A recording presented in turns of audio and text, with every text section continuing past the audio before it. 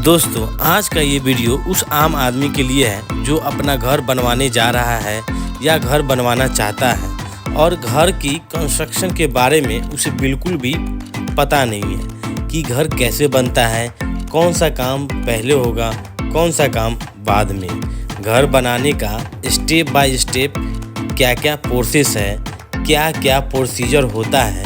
अगर आप आज ये वीडियो देखते हैं दोस्तों तो आपको घर बनाने का पूरा तरीका समझ में आ जाएगा कि घर कैसे बनाया जाता है। तो सबसे पहले आता है दोस्तों घर का नक्शा, मतलब घर का प्लान, जो कि आपको एक आर्किटेक्चर बना के देगा या फिर किसी आप इंजीनियर से बनवा सकते हैं। इसलिए ताकि आपका डिज़ाइन अगर क्लियर रहेगा तो आप उस हिसाब से काम को करवा पाएंगे। नेक्स्ट आता है दोस्तों प्लॉट क्लीनिंग।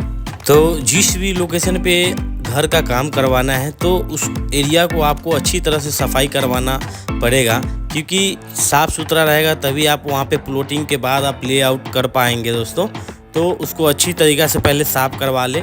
उसके बाद नेक्स्ट स्टेप आता है दोस्तों लेआउट। तो दोस्तों लेआउट आपको उससे ही करवाना है जिस इंजीनियर ने आपको नक्शा बना कर दिया है। इससे ये फ़ायदा होगा कि आपको लेआउट वो प्रॉपर तरीके से करेगा। अगर आप मिस्त्री और ठेकेदार के भरोसे अगर छोड़ देते हैं तो वो गलत अगर लेआउट कर देगा तो आपको लाखों का नुकसान हो जाएगा। तो दोस्तों इस चीज़ को ध्यान में रखते हुए चलना है आपको। किसी इंजीनियर से आप कंसल्ट करके ही एक्सकवेशन या लेआउट का काम करवाएं और जो है कि समय समय पे आप इंजीनियर को विजिट के लिए बुलाते रहें दोस्तों। तो नेक्स्ट स्टेप है हमारा एक्सकवेशन, मतलब फुटिंग या फाउंडेशन के लिए जो खुदाई कराते हैं हम। एक्सकवेशन कराने का दो तरीका होता है दोस्तों। एक तो आप मैनुअली करा सकते हैं, दूसरा आप जेसीबी का यूज़ कर सकते हैं। मैनुअली में आपको ये फ़ायदा है कि जितना एक्चुअल साइज चाहिए आपको उतना ही करा सकते हैं। जेसीबी से अगर कराते हैं तो टाइम कम लगता है, साथ में खर्चा भी कम आता है। और अगर आपको प्रॉपर एक्चुअल साइज चाहिए तो आपको मैनुअली कराना चाहिए। उसमें आपको जितना साइज चाहिए उतना ही प्रॉपर साइज एक्चुअल मिल जाता है। नेक्स्ट स्टेप हमारा आता है पीसीसी। आपको ढलाई के लिए M10 ग्रेड का कंक्रीट को यूज़ करना है, जिसका रेशियो रहेगा 1:3:6, मतलब 1 part cement, 3 part sand, 6 part aggregate. तो नेक्स्ट स्टेप आता है हमारा कॉलम और फुटिंग। तो दोस्तों हमारे बेड डालने के बाद 12 घंटे के बाद हमको जो है कि कॉलम और फुटिंग के लिए मार्किंग कर देनी चाहिए। उसके बाद फुटिंग का जाल को आपको बांधना है, फिर उसके ऊपर कॉलम को खड़ा कर लेना है, जैसा कि आप इस वीडियो में देख रहे हैं। कुछ इस तरीके से आपको प्रॉपर सपोर्ट देकर वर्टिकल वे में अच्छे तरीके से खड़ा रखना है उसको, और आपको कॉलम सीधा खड़ा होना चाहिए। इस बात को आपको ध्यान रखना है। इस तरह से कॉलम को आपको खड़ा करना है, और जो है कि इस पे जो है ज़्यादा लोड इसी पे पड़ता है कॉलम का, तो इस चीज़ को ध्यान में रखना है दोस्तों। और कास्टिंग के लिए है कि दोस्तों जब आप फुटिंग का कास्टिंग करें तो आपको जो है M20 ग्रेड से इससे ही आपको जो है कि कास्टिंग का काम करना, जिसका रेशियो रहेगा 1:3:3, मतलब 1 पार्ट सीमेंट, 1.5 पार्ट सैंड और 3 पार्ट हो गया आपका एग्रीगेट, मतलब गिट्टी। तो आपको दोस्तों इसमें एक और चीज़ का ध्यान रखना है कि वेपरेटर का जो है यूज़ प्रॉपर तरीके से आपको करना है। कॉलम का कास्टिंग करने के बाद हमें पेडेस्टर का कास्टिंग करेंगे, फिर उसके बाद जो है हम बैक फिलिंग करेंगे। बैक फिलिंग में एक चीज़ ध्यान रखना है दोस्तों कि जो आप बैक फिलिंग कर रहे हैं उसका वेपरेटर चला के करें या फिर उसमें पानी छोड़ देना है, ताकि वो अच्छे तरीके से सेटल हो जाए, ताकि बाद में जो है क्रैक्स वगैरह नहीं आ पाए।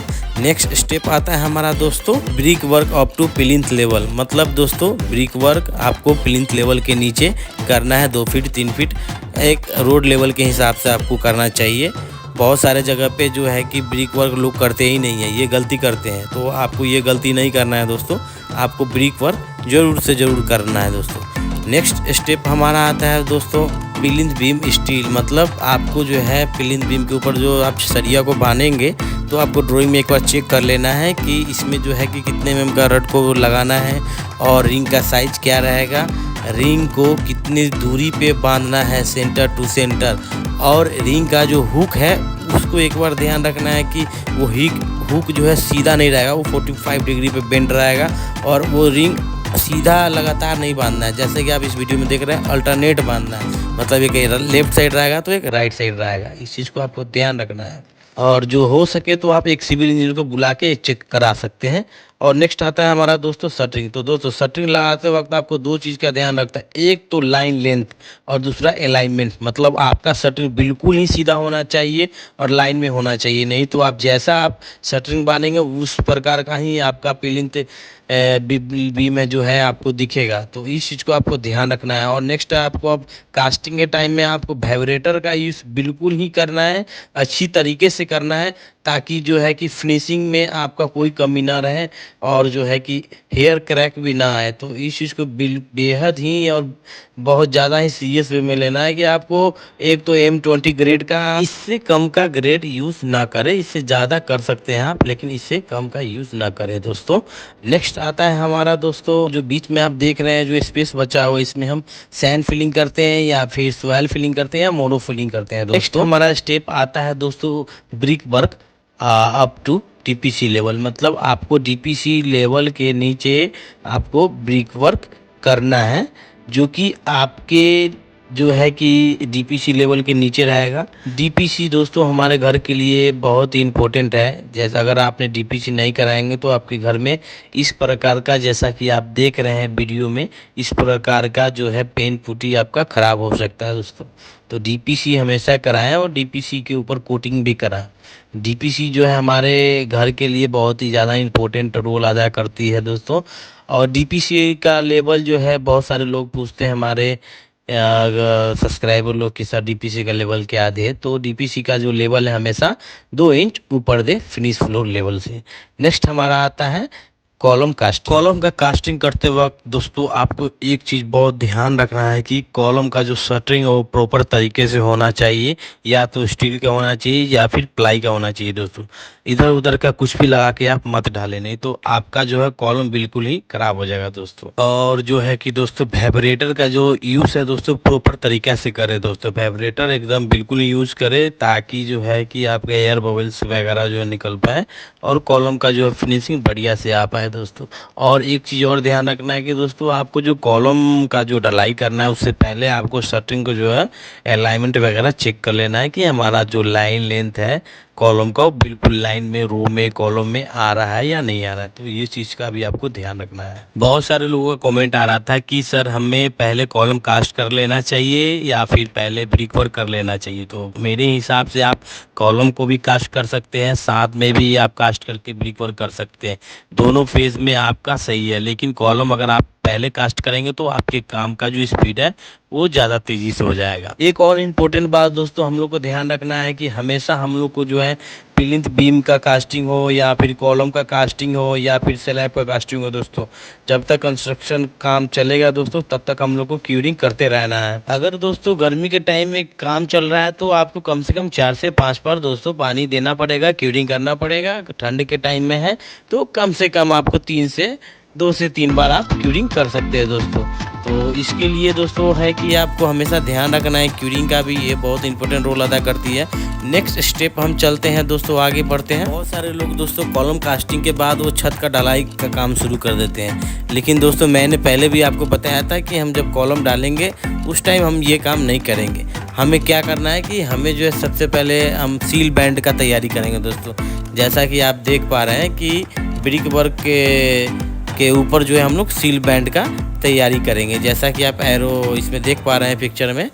तो ये सील बैंड का हम तैयारी करेंगे ताकि जो क्रैक्स वगैरह जो है अगर आता भी है तो इसके बीच में रह पाएगा, तो बाद में जो है हम उसको अच्छे तरीके से रिपेयरिंग करवा सकते हैं। क्योंकि क्रैक्स जो है अगर सील बैंड रहेगा तो ऊपर तक क्रैक्स नहीं जाएगा, वो सील बैंड के अंदर ही रोक लेगा उसको, ताकि बाद में जो है हमें अगर रिपेयर भी करना हो तो उस एरिया को हम अच्छे तरीके से रिपेयर कर पाएंगे और ऊपर तक क्रैक्स नहीं जाएगा दोस्तों। नेक्स्ट हमारा आता है दोस्तों लिंटल तक हमको ब्रिक वर्क करना है, मतलब brick work up to lintel भी, मतलब आपको जो है कि खिड़की के टॉप लेवल तक आपको ब्रिक वर्क करना है दोस्तों, इस चीज़ को ध्यान रखना है। नेक्स्ट हमारा आता है लिंटल बीम, जैसा कि आप देख पा रहे हैं लिंटल बीम। लिंटल के बाद दोस्तों हमारा आता है next brick work up to slab level, मतलब कि हमारा जो छत जो ढलाई करना है उसके लेवल तक हमको ब्रिक वर्क करना है लिंटल बीम के ऊपर दोस्तों। नेक्स्ट स्टेप आता है दोस्तों हमारा स्टेयर केस।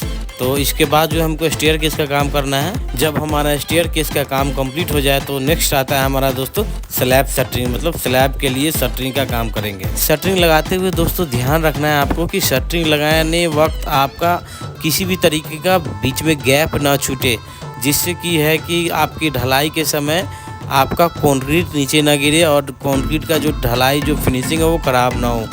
तो नेक्स्ट आता है हमारा, जब हम शटरिंग लगा लेते हैं फिर उसका हम अलाइनमेंट चेक करके प्रॉपर तरीके से उसके बाद हम उसके ऊपर स्टील का बेंडिंग शुरू कर सकते हैं। स्टील बांधने या बेंडिंग करते समय दोस्तों आप एक बार सिविल इंजीनियर का जरूर विजिट कराएं, ताकि वो अच्छे से चेक कर लेगा आपका स्टील का पोजीशन सेंटर टू सेंटर क्या देना है, बीम का स्टील चेक कर लेगा, बेंडिंग लैपिंग वगैरह सारी चीज़ को प्रॉपर तरीके से चेक कर लेगा, ताकि आपको जो है किसी तरह का नुकसान नहीं उठाना पड़ेगा दोस्तों। अब हमारा दोस्तों नेक्स्ट वर्क आता है दोस्तों इलेक्ट्रिकल कंडक्टिंग, मतलब कि छत ढलाई से पहले जो है आपको इलेक्ट्रिकल का काम कराना है, कंडक्टिंग का काम कराना है। जहाँ जहाँ पॉइंट देना है वहाँ पाइपिंग वगैरह जो है आपका कंडक्टिंग वर्क हो जाएगा।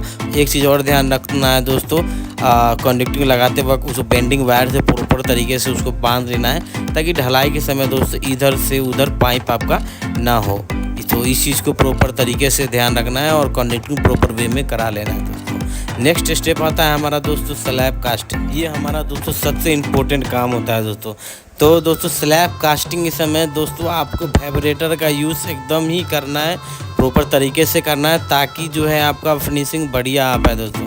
वाइब्रेटर का यूज़, और दूसरा जो है दोस्तों आपको जो आप कंक्रीट बनाकर नीचे से जो ऊपर की तरफ जाएगा तो कंक्रीट का मिक्सिंग दोस्तों प्रॉपर तरीके से अच्छे तरीके से होना चाहिए दोस्तों, तभी जाके आपका स्लैब में स्ट्रेंथ आएगा दोस्तों। तो ये दो चीज़ों को आपको बहुत ही अच्छे तरीके से ध्यान रखते हुए दोस्तों स्लैब का कास्टिंग करता है। नेक्स्ट आता है हमारा दोस्तों स्लैब का कास्टिंग। जैसे ही हम दोस्तों कास्टिंग करते हैं, कास्टिंग के बाद हमारा क्यूरिंग वर्क आता है। तो हमें कम से कम 12 घंटे के बाद हमें चारों तरफ ब्रेकर लगा के और पानी को जो है छत पे जमा देना है और अच्छे तरीके से उसको जो है क्यूरिंग करना है दोस्तों।